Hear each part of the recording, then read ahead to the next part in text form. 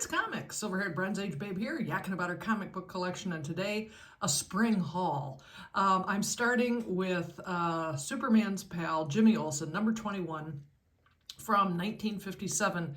And why? Because it's Lois Lane in a wedding dress. I had no idea that this cover existed until Bob Anomaly made a comment on one of my previous videos where he wondered if I had seen it. I had not, and I immediately went to purchase one. This is just tremendous. You know, having Lois Lane in wedding dresses has been a really fun thing for me to collect, and to add this 1957 gem to the collection is just, I'm pleased as punch.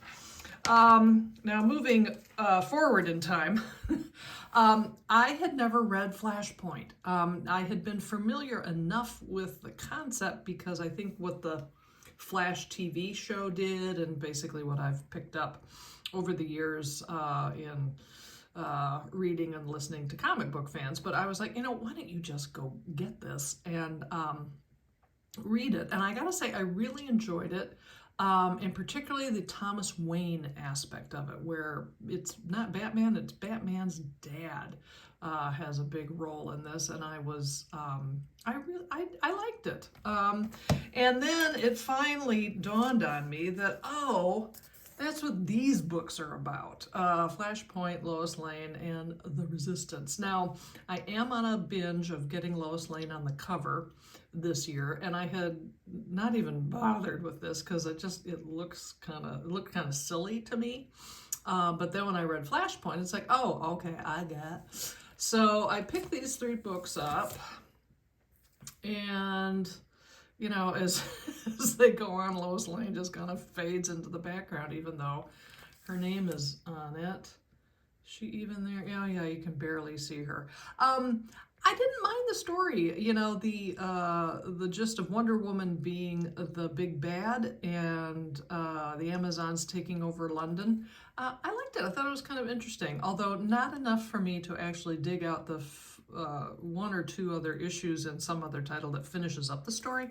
So, but you know, at least I'm I'm consistent in keeping Lois Lane on the cover.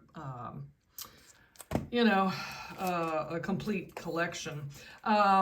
This Danger Street. This is a current series that Tom King is writing, and of course I had to have it because, hey, look, Lady Cop. There's Lady Cop back there. I wish I could say that I'm enjoying the, now this is only book 4, and here's, by the way, a variant. For any of you who, like me, watched television in the 1970s, this will seem very, very familiar to you. The story itself, I'm getting a wee bit confused. There's a lot of characters and a lot going on, and I think what I'm going to do is I'm going to get the whole run, but I may wait to read everything until it winds up, because I'm having trouble keeping track month to month. But this cover is great. If nothing else, it, you know, rounds out the Lady Cop collection in a great way. I was at a drugstore and I found this, The Story of Superman, celebrating 85 years. So of course I had to pick it up, and only when I checked out did I realize it was like 15 bucks. It's like, really? Wonderful artistic rendition of Christopher Reeve's Superman. It's a historical piece, and it doesn't cover any new ground that any Superman fan wouldn't know. What I did enjoy, though, is there's a kind of an interesting section in the back where they talk about the Man of Steel movie and how Zack Snyder had Superman kill somebody. And Elliot S. Maggin, who wrote Superman in the 70s, I was an avid Elliot S. Reader back in the day, has very strong opinions about how that was just a big-time mistake.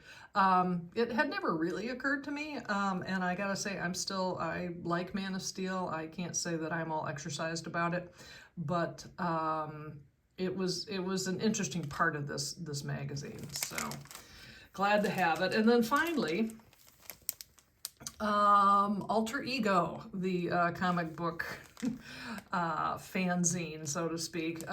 They have this issue devoted to Neal Adams. And apparently there's going to be another magazine coming out, I think back issue in May, that's also going to feature Neal Adams' work from the Bronze Age. This one, it's pretty good. The thing that I will say is that Roy Thomas there's a lengthy interview with Roy Thomas wherein he talks about his and Neal's collaboration on, is it the Avengers? I don't know, because I was kind of skimming through that article because I didn't read the Avengers. I don't have any of those.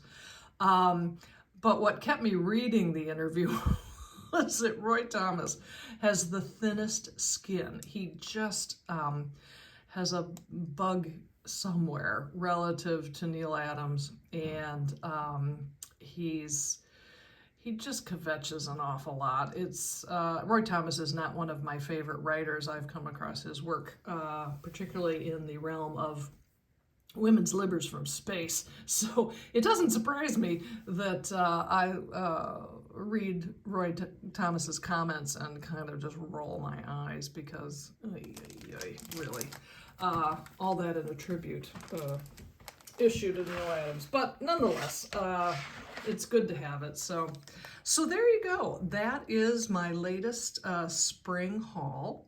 Thank you so much for stopping by, and I'll see you next time.